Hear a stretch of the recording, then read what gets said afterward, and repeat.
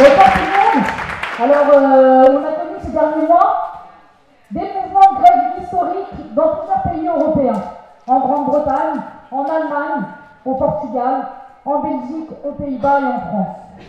Des mouvements qui n'ont pas eu la même intensité, la même durée, ni même la même forme, mais qui exprimaient partout la même idée: tout augmente sauf nos salaires, tout augmente sauf nos retraites. Cette séquence politique nous démontre, s'il fallait encore le faire, que partout les travailleuses et les travailleurs, les opprimés, partagent la même condition, subissent la même exploitation, quelle que soit leur nationalité, quelle que soit la couleur politique du gouvernement en place dans le pays. Que ce soit Macron en France, le Parti Socialiste au Portugal, le SPD en Allemagne ou les conservateurs en Grande-Bretagne. Cela nous convainc de la nécessité, de l'actualité, du projet qui nous réunit toutes et tous ici. Celui de construire à l'échelle nationale et internationale un parti des exploités, des opprimés, qui essayent de réfléchir ensemble et d'intervenir conjointement malgré des forces et une implantation limitée. C'est par exemple ce que nous avons essayé, certes très modestement, bien entendu, de faire ces derniers mois en France avec le NPA dans le mouvement contre la réforme des retraites dont a parlé déjà Héloïse avant moi. Avoir un parti qui a comme boussole la centralité de l'implantation et de l'intervention dans la classe ouvrière nous a permis de jouer un rôle bien au-delà de nos seules forces. Nous avons d'une part contribué à construire maintenant depuis plusieurs années une caisse de grève nationale qui est reconnue dans l'ensemble du pays comme une aide quand nous sommes en grève et en mouvement. Cette caisse de grève nationale a permis par exemple cette année de distribuer plus de 4 millions d'euros aux secteurs et aux travailleurs qui étaient en grève reconductible et de les aider à tenir. Alors certes, je disais,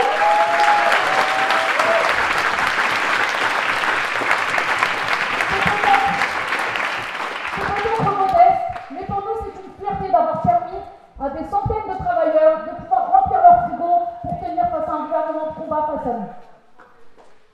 Ça nous a aussi permis, nous avons aussi permis que s'exprime la colère contre le gouvernement au moment d'un passage décisif de la mobilisation autour du 49.3, en prenant l'initiative d'un rassemblement place de la Concorde, alors même que les directions syndicales n'avaient pas voulu organiser de manifestation le soir même où le gouvernement passait en force contre la majorité de la population qui était à ce moment-là en grève. Un parti donc qui a pour objectif l'implantation dans la classe ouvrière, mais qui est aussi capable de prendre des initiatives. Dans ce sens, la proposition de notre camarade Bizarre, dont a déjà parlé avant moi, d'organiser un meeting internationaliste et de participer et de construire ensemble le contre-sommet organisé à Grenade, qui n'est pas une petite chose, c'est à l'initiative de notre très cher président Macron, président des patrons comme on l'appelle, dans lequel participera Erdogan, c'est la communauté politique européenne, à laquelle, comme je le disais, participeront fin septembre l'ensemble des dirigeants européens. C'est un exemple, cette proposition des camarades bizarres, et une illustration de notre volonté de contribuer au regroupement des révolutionnaires et d'être capable d'influer le cours de la lutte des classes. Un parti à l'échelle nationale et internationale qui tente également de concentrer le meilleur des traditions et des expériences du mouvement ouvrier révolutionnaire et qui se donne également les moyens de mettre en pratique nos conceptions sur comment mettre fin aux oppressions et à l'exploitation capitaliste qui brûle la planète. Cette conception, qu'on appelle la centralité de la classe ouvrière, c'est l'idée que les oppressions, qu'elles soient raciales, de genre, d'orientation sexuelle ou transphobe, ne pourront disparaître qu'en détruisant le système capitaliste qui les nourrit.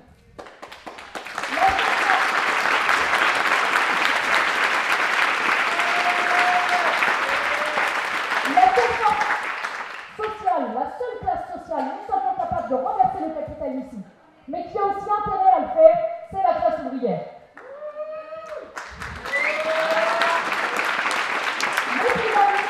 Notre classe doit unir toutes ses forces en faisant sien l'ensemble des combats contre les oppressions et en étant même à l'avant-garde de ces combats, comme cela a pu être le cas dans le passé avec la lutte pour le droit des femmes et pour leur émancipation, avec la création par l'internationale socialiste des femmes de la Journée internationale du droit des femmes en 1910, qu'on appelle aujourd'hui la journée du du 8 mars. C'est en faisant cela que les secteurs les plus opprimés de notre classe sociale feront du mouvement ouvrier révolutionnaire le leur. Prendre des initiatives sur ce terrain pour renforcer la lutte contre les oppressions et par la même occasion la lutte des classes, c'est possible. C'est ce que nous avons également essayé de faire en France dans le mouvement sur la réforme des retraites autour du 8 mars.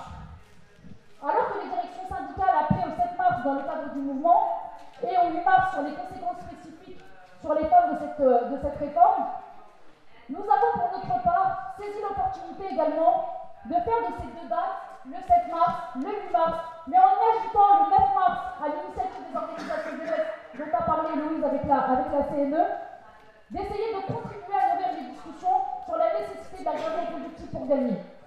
Ça a permis que la manifestation du 8 mars prenne cette année une ampleur importante avec la participation de secteurs en lutte sur la réforme des retraites à cette manifestation.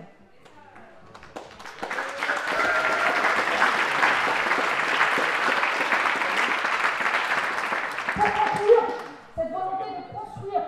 des partis, une internationale de la classe ouvrière, des opprimés, c'est l'incarnation du projet toujours d'actualité développé par le manifeste du Parti communiste, à savoir l'idée qu'à la